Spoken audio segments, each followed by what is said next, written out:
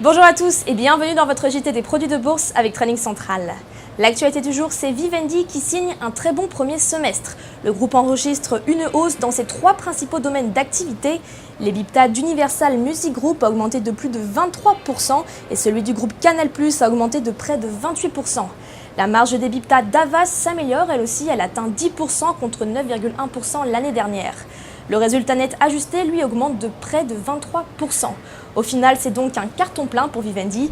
Les analystes de l'Opsa sont haussiers et visent des cibles à 23,55 € et 24,30 €.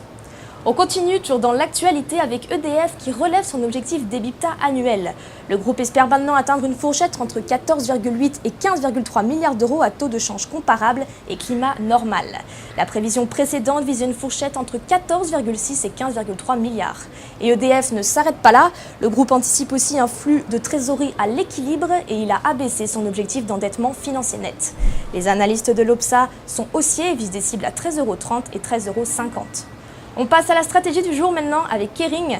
Graphiquement, la tendance sur le titre se retourne à la baisse suite à la validation d'une figure dite en double sommet.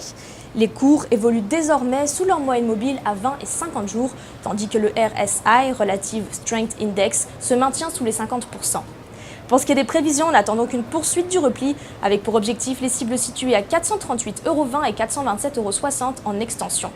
Pour appliquer sa stratégie, on peut se porter à l'achat sur le Warrant Put A9 14T émis par Unicredit, un Warrant Put de prix d'exercice à 446 € et de maturité au 19 décembre 2018.